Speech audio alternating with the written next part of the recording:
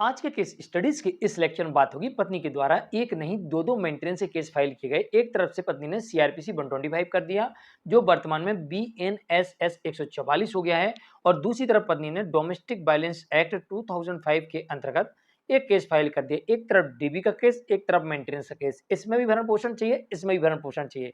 Court ने कहा कि एक ही में मिलेगा, एक में नहीं मिलेगा। एक को डिसमिस कर दिया, एक में मेंटेनेंस दे दिया। पत्नी कहती नहीं हुजूर दोनों में मिलना चाहिए मुझे तो, और पत्नी पहुंच जाती है हाई कोर्ट और हाई कोर्ट में खड़ी हो जाती है, कहती है हुजूर ये मेरा केस डिसमिस कर दिया, मुझे तो इसमें ही मिलना चाहिए, इसमें भी मिलना चाहिए। तो चलिए आज के स्टडीज के इस लेक्चर में आपको बताएंगे कि पत्नी दो नहीं तीन केस भी कर दे। एक तो हिंदू मैरिज एक्ट में मेंटेनेंस मांग लेती है, दूसरा डोमेस्टिक वायलेंस एक्ट में मेंटेनेंस मांगती है, तीसरा भारतीय न्याय सुरक्षा संहिता के अंतर्गत मेंटेनेंस की डिमांड करती है जो पहले सीआरपीसी थी। तो इन तीन अलग अलग एक्ट में पत्नी अगर आपसे मेंटेनेंस मांगती है तो आपको बहुत अधिक डरने की आवश्यकता नहीं है, लेकिन हाँ कुछ सावधानियां रखने की आवश्यकता जरूर है जो मैं आपको आज के स्टडीज के इस लेक्चर में इस जजमेंट के माध्यम से स्पष्ट करते हुए चलूंगा, जिसकी वजह से ऐसा हो सकता है कि अब आपको एक ही केस में पैसा देना पड़े। आपको बाकी के दो केस बचेंगे उनमें आपको पैसा नहीं देना पड़ेगा। तीन में से मात्र एक में भरण पोषण लगेगा, दो पत्नी के डिसमिस हो जाएंगे। कैसे होंगे, क्यों होंगे, क्या वजह रहेगी, ये सारी जानकारी आज के केस स्टडीज के इस लेक्चर में आपको डिटेल में बताएंगे इस जजमेंट के माध्यम से, जो जजमेंट आया है राजस्थान हाईकोर्ट की तरफ से। जय जिनेंद्र, मैं मुकेश जैन। वीडियो को लाइक और शेयर कर दीजिए और इस तरह के जजमेंट्स पाने के लिए दिए गए नंबर पर व्हाट्सएप पर संपर्क कर सकते हैं। चलिए शुरुआत करते हैं। दरअसल यहां पर पत्नी के द्वारा सीआरपीसी 125 का केस फाइल किया गया था और जिसमें आदेश हो चुका था। दूसरी तरफ पत्नी ने घरेलू हिंसा अधिनियम के अंतर्गत केस फाइल कर दिया था और पत्नी इसमें भी भरण पोषण चाहती थी, लेकिन इस केस को कोर्ट ने रद्द कर दिया। कोर्ट का कहना यह था कि जब आपको एक में भरण पोषण मिल चुका है तो आपको दूसरे में नहीं मिलना चाहिए, लेकिन पत्नी का तर्क यह था मैंने दो केस फाइल किए तो मुझे दोनों में भरण पोषण मिलना चाहिए था। तो पत्नी दोनों में भरण पोषण चाह रही थी, लेकिन कोर्ट ने एक में पहले से देके रखा हुआ था, दूसरी में देने से इनकार कर दिया। तो इसका मतलब क्या है? देखो, इसका मतलब यह है कि अगर पत्नी एक केस में मेंटेनेंस ले रही है तो दूसरे में भरण पोषण नहीं मांग सकती, नहीं केस कर सकती, ऐसा बिल्कुल नहीं है। ऐसा आपके साथ अक्सर होता है और हो रहा होगा कि आपके ऊपर एक साथ दो या तीन केस भरण पोषण के लिए आ जाते हैं। बिल्कुल ये बात सत्य है कि पत्नी कर सकती है। कुछ समय पहले सुप्रीम कोर्ट में एक केस की सुनवाई चल रही थी जिसमें एक बात कही गई थी। सुप्रीम कोर्ट ने वहां पर भी स्पष्ट किया था कि पत्नी को अधिकार है, कानूनी राइट्स जो मिले हुए हैं वह उनको उपयोग कर सकती है और एक साथ आपके ऊपर तीन तीन भरण पोषण के केस फाइल कर सकती है। तो सुप्रीम कोर्ट के सामने वकील साहब ने बात रखी कि हुजूर जब तीन केस फाइल करेगी और कोर्ट ने अगर तीनों में आदेश कर दिया तो सुप्रीम कोर्ट ने एक व्यवस्था बताई थी जो मैं आपको बताने वाला हूं और इस जजमेंट में जो हुआ वो भी आपको बताऊंगा। सुप्रीम कोर्ट ने यह कहा था उस मामले में कि देखो भाई, जितना भरण पोषण लगना है अगर उतना भरण पोषण कोई एक केस में कोर्ट ने तय कर दिया तो दूसरे केस में कोर्ट तय नहीं करेगी, क्योंकि ऑलरेडी एक में उतना दे चुके हैं जितना देना था। लेकिन अगर ऐसा लगता है कि कोर्ट ने गलत आदेश कर दिया, उसमें भी दे दिया, दूसरे में भी दे दिया, तो फिर इन परिस्थितियों में आप हमारे पास आइए, हम उस आदेश को रद्द कर देंगे। भाई हमारे पास विकल्प है ना, हम रद्द कर देंगे, लेकिन आपको अपील में आना पड़ेगा। ठीक है।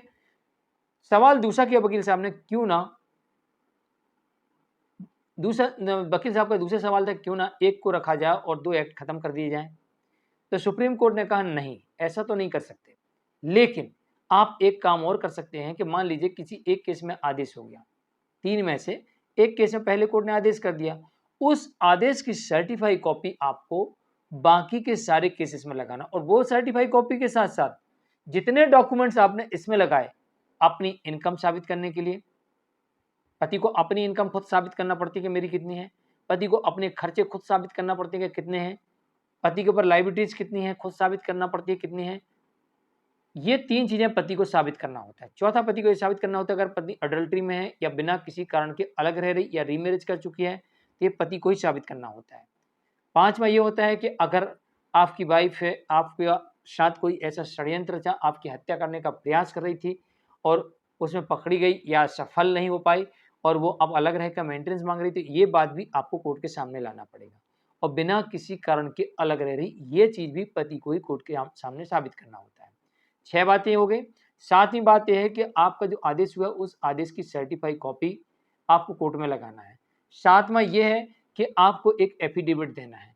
8वां ये है कि अपना बैंक स्टेटमेंट पिछले 3 साल का देना है। ये 9 काम तो आपको एनी कंडीशन करना है।